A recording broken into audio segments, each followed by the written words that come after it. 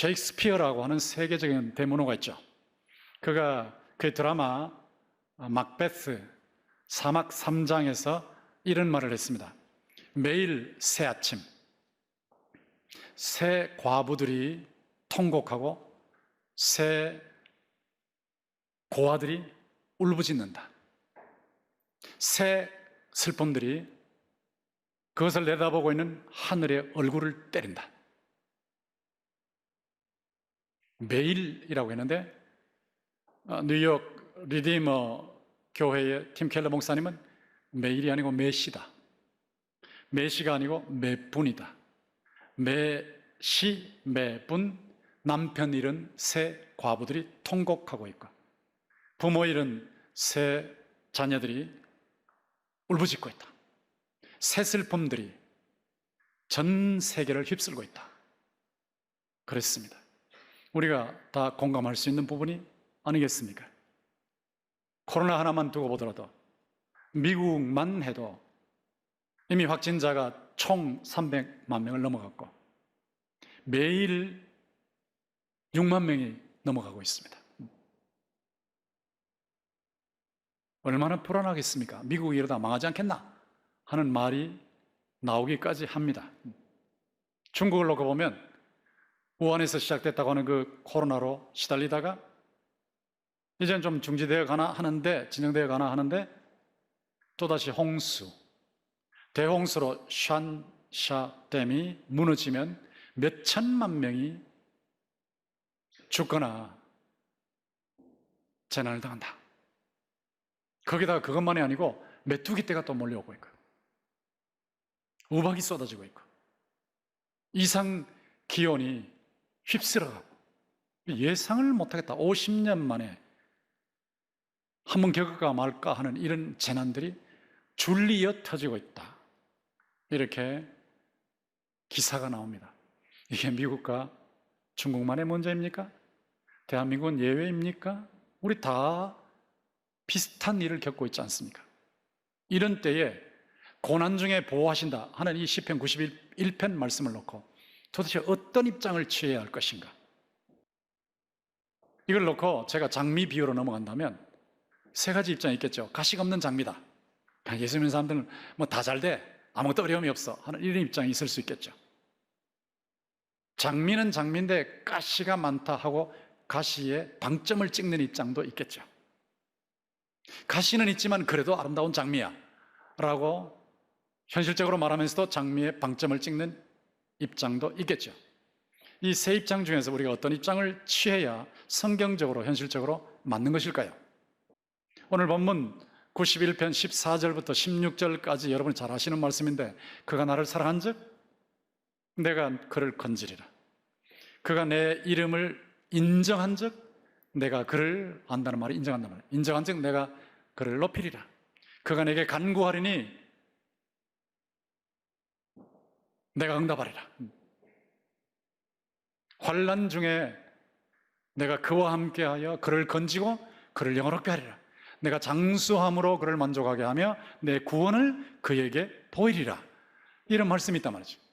이 말씀을 놓고 액면 그대로 볼 거냐, 아니면 성경 전체를 가지고 균형과 조화를 가지고 볼 거냐 하는 이 해석의 입장이겠죠. 이런 본문을 놓고 케네스 코플랜드라고 하는 목사님이 가시는 없이 장미뿐이다 하는 입장으로 강해를 하고 있어요. 케네스 코플랜드라고 하는 목사님은 지금 미국의 텍사스주, 그 중남부 쪽이죠. 중남부 끝이죠. 텍사스주 포트워스, 달라스 바로 옆에 있는 포트워스라는 곳에 케네스 코플랜드 미니스트리즈 본부를 두고 미국과 호주와 한국과 전 세계에 엄청난 영향을 텔레비전 사역을 통해서 또 기타 사역을 통해서 영향을 미치고 있습니다. 이 케네스 코플랜드는 코로나 바이러스에 대해서도 어떻게 하느냐? 하나님의 바람이여 코로나 위에 불지어다, 사라질지어다, 감사합니다, 하나님 끝났습니다. 자, 이런 식이에요. 자, 이렇게 선언을 하고 이제는 다 됐다, 생각보다 빨리 사라질 것이다. 그런데 매일 6만 명 이상이 확진자로 나오고 있거든요. 이런 상황 속에서 우리가 이 시편 91편을 어떻게 봐야 될 것인가 하는 질문을 던지지 아니할 수가 없는 겁니다. 성경 전체로 보아야 되겠는데 시편 91편을 놓고 이렇게 케네스 코플랜드식으로 해석을 하면 장미를 놓고 말할 때 가시 없다 하는 입장이거든요. 가시를 아예 보여주지도 않고 가시는 없다, 있어도 그냥 없어지는 것이다, 이렇게 얘기하는 건데 정말 그러냐 하는 질문을 안 던질 수가 없어요. 여러분, 장미에는 가시가 있는 거거든요. 장미에 가시가 있다고 말하는 것이 이게 정직한 입장이에요. 우리의 삶에, 예수 믿는 사람들의 삶에 가시와 같은 고통의 가시가 있단 말이죠. 케네스 코플랜드는 예수 잘 믿으면 고통이 없다, 예수 잘 믿으면 건강해지고 부유해지고 행복해진다, 질병과 가난과 불행은 불신앙의 결과다, 뭐 이렇게 얘기를 하는데 잘 믿는 사람 중에도 고난이 있거든요. 예수님도 100% 잘 믿으신 분이니까. 근데 예수님도 고난을 당하셨고 십자가를 지셨고 죽으셨죠. 그런데 이 고난을 통해서, 예수님의 고난을 통해서 하나님께서 놀라운 구원의 작업을 하신 거예요. 그러니까 고난이라는 가시를 통해서 하시는 작업이 있는데 이걸 다 무시해버리고 그냥 예수 잘 믿으면 고난은 전혀 없다라고 얘기를 한다면 이거는 사실을 사실대로 보여주는 것이 아니고, 여기에 교인들이 자칫하면 현혹되어서 자꾸 갈등을 겪을 수 있어요. 코플랜드 목사님은 없다고 했는데 왜 자꾸 이게 생기지? 왜 이런 일이 자꾸 생기지? 자, 이러다 보면 믿음이 강해지는 게 아니고 약해질 수 있단 말이죠. 그러니까 이런 입장은 가시를 보여주지 않고 장미만 있다고 하는 입장이기 때문에 현실적으로 성경적으로 정직한 입장이 아닙니다. 근데 이와 반대의 입장이 또 하나 있어요. 정말 그렇지 않겠다 싶지만 하여튼 반대쪽에서 말씀을 하신 분, 아주 존경하는 분이 계시는데 팀 켈러 목사님이라고, 지금 뉴욕에서 센트럴파크, 제가 거기 몇 번 가봤는데 중앙공원, 그냥 뉴욕의 중심부에서, 그 맨하탄 중심부에서 그 소돔고모라 같은 그 또 전시장 인종 용광로라는 그곳에서 어떻게 복음을 전해서, 제가 몇 차례 가보니까 교인들이 많이 모이더라고요. 특별히 젊은이들이 거기서 은혜를 받을 수 있을까? 대단한 분이에요, 팀 켈러 목사님. 근데 팀 켈러 목사님 참 좋으신 분인데 이분이 이 시편 91편을 놓고 강해를 할 때 치우치시더라고요. 그 치우치는 모습이 이런 식입니다. 자신이 24살에 목회를 시작했다고 하셨어요.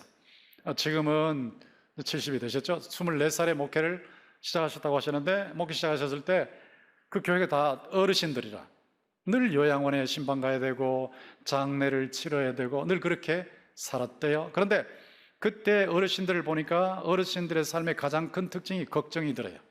자식 걱정, 손자 걱정, 건강 걱정, 병 걱정, 뭐 걱정 전부 걱정이 들어가는 겁니다.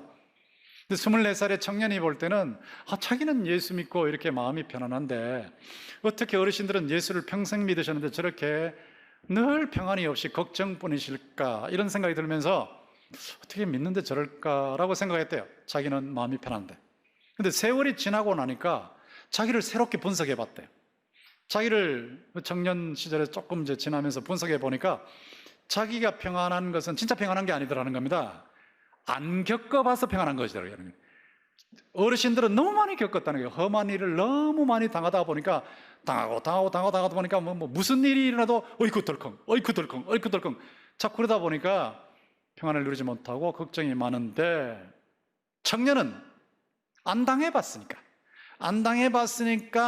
늘 마음이 든든하고 대단한 것처럼 생각하는데, 이 청년의 평안이라는 것은 어리석은 평안이라는 거예요. 왜냐하면 당하면 깨져버리니까. 한번 겪고 나면 아이쿠 가슴이 들컥하면서 그 다음부터는 막 불안에 사로잡히고 공황 장애 같은 데 사로잡힌다는 거예요. 그러니까 그건 현실적인 평안이 아니고 안 당해봐서 생기는 그런 유치한 평안이다, 그걸 자기 깨달았대요. 그러면 우리가 유치한 평안이 아니고 어리석은 평안이 아니고 똑똑한 평안은 어떻게 누리냐, 똑똑한 평안. 그러면서 1편 91편 쭉 강의를 하시는 거예요. 제가 그분을 존경하고 있는데 영어로 설교를 듣다 보니까 almost comic이라니, 성경을 놓고 almost comic이라니, 현실을 강조하는 건 좋지만 어떻게 저런 말씀하실까 싶은데, 그러니까 이 본문대로 91편 7절대로 안 되니까 이거는 우스꽝스러운 거다라는 뜻인지, 아니면 이 말씀을 순진무구하게 받아들이는 것이 우스꽝스럽다고 하는 것인지 저는 후자라고 생각하지만 어쨌든 간에 almost comic, 거의 웃긴다 뭐 이런 표현을 썼단 말이에요. 그러면서 쭉 강의를 해나가시는데, 그런 강의를 하시면서 아까 했던 코플랜드 목사님 같은 그런 강의를 놓고 satanic 그래 버려요. satanic exposition, 사탄적 강의다 이래 버리는 거예요. 사탄적 강의다. 어떻게 이렇게 지나치게 말씀하실까? 만약에 사탄적 강의라고 해버리면 시편 91편 전체가 약화돼 버리거든요. 시편 91편 전체가 하나님께서 나를 보호하신다는 건데, 밤의 염려와 낮의 화살과 어둠의 전염병과 밝을 때의 재앙으로부터 보호해주시는데, 천명이 내 왼쪽에서 만명이 내 오른쪽에서 엎드려지나 이 재앙이 내게 가까이 하지 못한다. 이 말씀이 분명히 그렇게 되어 있는데, 근데 살아보니까 막 전부 고통을 당하니까, 목사님도 코로나에 걸려가지고 세상을 떠나기도 하고 그러니까 자꾸 고난을 강조하는 쪽, 가시를 강조하는 쪽으로 포인트를 맞추지 않나. 그렇다면 시편 91편은 어디로 가지? 이런 생각이 난 겁니다.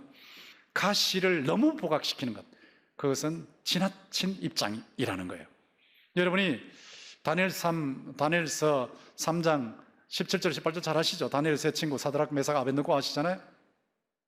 느부갓네살 왕 앞에서 지금 풀무불도 보통 풀무불이 아니고 이 세 사람을 던진 사람 군인들이 오히려 타 죽을 정도 이런 풀무불 앞에서 느부갓네살 왕 앞에 선언하는 거 보세요. 같이 읽어봅시다. 시작. 왕이여, 우리가 섬기는 하나님이 우리를 맹렬히 타는 불무불 가운데서 능히 건져내시겠고 왕의 손에서도 건져내시리이다. 그렇게 하지 아니하실지라도 왕이여, 우리가 왕의 신들을 섬기지도 아니하고 왕이 세우신 금신상에게 절하지도 아니할 줄을 아옵소서. 자, 이런 선언을 하고 있죠. 그런데 팀 켈러식으로 말하면 그렇게 아니하실지라도를 강조하는 거예요. 그렇게 아니하실지라도의 포인트를 맞추는 거예요. 물론 그렇게 아니하실지라도 우리는 하나님의 주권을 인정하고 따라가야 되지만, 그러나 그렇게 하실 때도 있단 말이에요. 하나님께서 풀무불, 보통 풀무불보다 7배나 뜨거운 풀무불에서도 건져내실 수 있음을 믿습니다. 폭군의 손에서도 건져내시리이다 하는, 이것도 있어야지. 이것도 믿어야지. 앞에 것도 믿고 뒤에 것도 믿어야 되지 않습니까? 물론 팀 켈러가 둘 다 믿지만 포인트를 어디에 두냐는 거예요. 그렇게 아니하실지라도 또 있어요. 그러나 그렇게 하실 경우도 있단 말이에요. 그러니까 우리는 그렇게 하신다는 것을 믿고 간절하게 기도하면서 달려가는 거예요. 그렇게 달려가는 동안에 또 그렇게 안 하셔도 천국으로 직행하니까 받아들이면 되는 거고. 그러니까 이런 입장을 택해야 되지 않겠습니까? 그러니까 너무 극단으로 가지 말라는 거죠. 장미를 놓고 얘기할 때 가시의 방점을 찍지 말라는 거예요. 제가 이 본문을 강의할 때는 장미, 물론 가시가 있어요. 그러나 방점은 장미에 찍어야죠. 장미. 가시는 있어도 그래도 아름다운 장미다. 이게 정상이 아닙니까? 여러분이 본문을 놓고 보실 때 제가 지난번에도 말씀드린 대로 하나님의 주권을 인정하셔야 돼요. 하나님께서 우리를 보호하신단 말이에요. 시편 91편은 그대로 사실이에요. 천명이 내 왼편에서 만명이 내 오른쪽에서 엎드려지나 이 재앙이 내게 미치지 못하리라. 맞는 말씀이에요. 그런데 재앙이 미치지 못하게 하실 때 어떻게 그렇게 하시냐는 거죠. 천국으로 직행하게 하시는 방법도 있거든요. 그래서 이 세상에서 더 이상 재난을 안 당하게 하시고 바로 천국으로 바로 데려가시는 거예요. 그것도 보호하시는 거거든. 그리고 재난을 당하지만 재난 속에서 기도 응답으로 건져내시면서 또 보호하시는 경우도 있거든. 그리고 재난 속에 있게 하시면서도 재난을 통해서 낮추시고 시험하시고 무장시키시고 강하게 만드시고 은혜를 주셔서 이기게 하시는 방법도 있거든요. 그러니까 이거 하나님의 주권은 하나님의 주권이니까 하나님께 맡겨놓고 우리가 받아들이면 되는 거예요. 이 본문을 보십시오. 그가 나를 사랑한즉 그랬죠. 사랑한즉이라는 말은 사랑하기 때문에 이런 뜻이에요. 사랑하기 때문에 분명히 조건이죠. 그를 건지리라. 그가 내 이름을 인정하기 때문에, 안증이라는 말은 acknowledge, 인정하기 때문에 내가 그를 높이리라. 분명히 조건이죠. 조건. 조건은 조건인데 성경의 조건은 은혜의 조건이에요.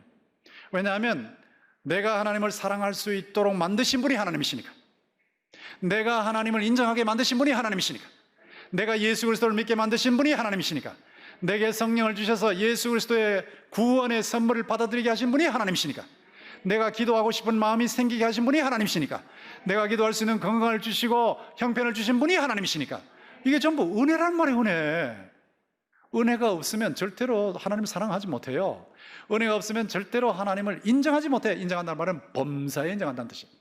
직장에서도 인정하고 내에서도 인정하고 범사에 인정한다는 뜻이에요. 이거 하나님의 은혜 아니면 못해요. 여러분이 지금 코로나 때 이 자리에 오셔서 예배를 드리게 하신 분이 하나님이요, 이것이 하나님의 은혜인 줄 믿습니다. 하나님의 은혜 때문에 여기 오신 것이에요. 그러니까 조건은 조건인데 은혜의 조건이다. 그런데 은혜의 조건이지만 조건은 조건이다. 이걸 중시하셔야 된다. 조건이 뭐냐? 분명히 은혜를 받았다고, 교인들이 분명히 은혜를 받았는데 하나님을 사랑하지 않는 사람이 있다고요. 현실적으로 분명히 은혜를 받았는데 직장에 가버리면 하나님 필요 없습니다 하는 사람이 있단 말이에요. 분명히 은혜를 받았는데, 분명히 은혜를 받았는데 자식을 대학에 넣을 때는 교회 안 보내는 사람이 있단 말이에요. 그건 인정하지 않는 거거든, 하나님을. 그러니까 분명히 은혜를 받았는데 하나님을 현실적으로 사랑하지 않는 사람은 조건을 안 지키는 사람이에요. 분명히 하나님의 은혜를 받았는데 범사에 하나님을 인정하지 않는다면 하나님의 은혜의 하나님을 인정하지 않는 거예요. 조건이에요. 그러니까 은혜의 조건이지만 조건은 조건이에요. 이거를 보셔야 된다고. 이게 자꾸 치우치니까 문제가 일어난단 말이에요. 다른 말로 말하면 하나님의 은혜에 감사하면서도 하나님을 뜨겁게 사랑해야 할 줄 믿습니다. 하나님의 은혜에 감사하면서도 하나님을 범사에 인정해야 할 줄 믿습니다. 하나님의 은혜에 감사하면서도 하나님 앞에서 코로나와 같은 어려움 속에서 간절하게 기도해야 할 줄 믿습니다. 간구해야 되거든, 간구. 이게 조건이요, 조건. 간구하면 응답을 받는 거예요. 예수님께서 분명히 말씀하셨죠. 요한복음 14장에 나오는데 같이 한번 읽어봅시다. 시작. 나의 계명을 지키는 자라야 나를 사랑하는 자니 나를 사랑하는 자는 내 아버지께 사랑을 받을 것이요 나도 그를 사랑하여 그에게 나를 나타내리라. 그 다음 계속 읽으세요. 시작. 사람이 나를 사랑하면 내 말을 지키리니 내 아버지께서 그를 사랑하실 것이요 우리가 그에게 가서 거처를 그와 함께 하리라. 나를 사랑하지 아니하는 자는 내 말을 지키지 아니하리니 너희가 듣는 말은 내 말이 아니요 나를 보내신 아버지의 말씀이니라. 자, 정확하게 보셔야 돼요. 예수님의 입에서 나왔는데요, 말씀이 조건이에요, 조건. 나를 사랑하는 자는 내 계명을 지킨다. 내 계명을 지키는 사람이 나를 사랑하는 사람이다. 분명히 조건이잖아요. 말씀대로 사는 사람이 진짜 하나님을 사랑하는 사람이라고. 말씀대로 사는 사람, 믿고 순종한단 말이에요. 확실하게 구체적으로 삶의 현장에서 인정한다는 뜻이에요. 이렇게 할 때에 뭐라고 하셨습니까? 우리가 성부, 성자, 성령께서 그에게 가서 그에게 거처를 정하고 그와 함께 거주하겠다. 이 무슨 말씀이에요? 여러분의 삶의 현장에 하나님께서 오셔서 함께 계셔서 형통하게 하시고 도와주시는 모습을 드러내실 줄 믿습니다. 그게 중요하단 말이에요. 나타내리라. 이 조건을 지키지 않는 사람은 체험 못해요. 이 조건을 지켜야 체험한단 말이에요. 기도할 때에 간구해야 체험하는 거예요. 왜 체험 못합니까? 왜 체험 못합니까? 하나님 주권을 인정하지만 왜 체험 못합니까? 간구하지 않았어. 너희가 얻지 못하면 구하지 아니함이라. 기도하면 얻을 게 너무 많거든. 기도하면 체험할 게 너무 많거든. 기도하면 감정할 만한 것들이 너무 많거든요. 그런데 기도 안 하는 거예요. 기도 안 하는 거예요. 감사합니다 그러고는 입을 다물어 버려요. 구체적으로 아이들의 이름을 부르면서 기도해야 되는데, 가족들의 이름을 부르면서 기도해야 되는데, 제가 몇 번 말씀드렸지만 대구에 코로나가 막 창궐할 때 교인 중에 한 사람이 더 감기 기운이 있다 그러면 이름을 부르는 거예요. 제가 이름을 부르면서 주여 코로나 확진 음성이 되게 하여 주옵소서. 확진이 되지 않게 하시고 음성이 되게 하소서. 한 사람 한 사람 이름을 불러요. 그냥 막 소리를 지르는 거예요. 소리를 간구하는 거예요. 간구. 근데 안 해. 그런 기도도 안 해. 그냥 덮어놓고 뭐 하나님 알아서 하시겠지. 뭐 믿는다고 뭐 되냐, 뭐 코로나가 뭐 믿는다고 안 오나, 뭐 기도한다고 뭐 저 보호되냐. 이러면 기도 안 한단 말이에요. 그러면 체험 못 하는 거예요. 이름을 부르시라고요. 아이들 이름을 하나하나 부르시라고. 가족들 이름을 하나하나 부르시는 거예요. 구하지 않으면 얻지 못한다 그랬어요. 구해도 얻지 못하는 건 욕심 가지고 간다. 자녀들이 건강한 게 무슨 욕심이요? 하나님의 영광을 위해서 건강하게 하는 거고, 사업 잘 되는 게 무슨 욕심이요? 사업 잘 돼서 하나님의 영광 드러내면 되는 거지. 그러니까 모든 것을 하나님의 영광에 맞추고 기도하면 되는데 하나님의 영광을 없애버리고 뭐 자기는 잘 먹고 잘 살라고 그러니까 안 된단 말이에요. 구해도 간절성이 없습니다. 이게 참 고급 신자들이 너무 많아. 이런 사람들 기도를 하는데 간절성이 없어. 조용하게 한마디 하면 그 다음에는 할 말이 없어지는 거예요. 간절하게 기도해야 되거든요. 간절하게. 정말 몸부림치며 기도하는 거예요. 여러분, 기도는 씨름입니다. 씨름. 교회가 20년 동안 이렇게 은혜롭게 올 때 그냥 오는 줄 아세요? 기도하는 사람들이 얼마나 기도하는데요? 저도 얼마나 몸부림치고 기도하는데, 그가 내게 간구하리니 내가 그에게 응답하리라 그러셨잖아요. 분명히 말씀하셨죠. 기도하는데 왜 응답이 없는가? 포기하니까. 끝까지 안 가. 끝까지 하다가 말아버려. 하다가. 그러니까 기도할 때는 일단 간구해야 돼요. 하나님의 영광을 위해서 기도해야 돼요. 그리고 그 하면 간절성이 있어야 돼요. 한번 시작하면 끝을 봐야 돼요. 끝을 봐야 돼요. 이럴 때에 하나님께서 응답하시는 체험을 하게 될 줄 믿습니다. 이 실제적인 체험을 정말 하는가? 예. 또 예를 들겠어요. 1945년 제뉴어리라고 하는 사병인데, 스펜서 제뉴어리, 사병인지 뭐 장군인지 잘 모르겠어요. 미 35 보병대 군인이에요. 독일에 파병돼 가지고 독일에서 군수 공장을 점령해라 하는 명령을 받았어요. 근데 군수 공장을 점령하기 위해서는 밀림을 지나가야 돼. 밀림은 안전하게 지나갔어요. 안 보이니까 통과했어요. 그런데 밀림 딱 지나고 나니까 넓은 공간이 나오는데 그 중앙에 집이 한 채 있어요. 돌집이. 근데 그 속에는 전부 시신들, 여기 공교했던 사람들이 그 속에 전부 시신이 되어서 들어있는 거예요. 그냥 무시무시하죠. 근데 거기를 통과할 때 평평하고 눈에 훤히 들어오니까 독일 군대가 막 드럭드럭 해버리면 다 죽는 거예요. 그러니까 거기를 통과해야 군수공장으로 점령을 할 수 있는데, 거기 통과하는 게 과제예요. 그러니까 이 스펜서가, 야, 이거 어떻게 통과하지? 아내가 생각이 나고 5살짜리 자식이 5개월짜리 자녀가 생각나는 거예요. 아, 이거 죽었다 어떻게 하지? 그런데 기도하는 권사님 생각이 났어요. 탱커즈 슬라이라고 하는 권사님이 늘 기도하시는 분이에요. 기도하시는 자기 교회 권사님이 생각이 나면서, 하나님, 제가 간구합니다. 이 공간을 안전하게 통과하게 해주세요. 하나님 도와주세요. 그리고 그냥 뛰어드는데, 명령! 그러면서 다 뛰어드는 거예요. 막 뛰어드는데 막 총이 드렁드렁 하고 날아오잖아요. 근데 순간적으로 놀라운 사실은 갑자기 흰 구름이 뜨더니 그 흰 구름이 그 공간으로 내려오는 거예요. 그냥 내려와가지고는 흰 구름이 공간 전체를 덮어버리니까 독일 군인들이 어디를 쏘아야 할지 몰라서 표적이 다 사라져 버렸어요.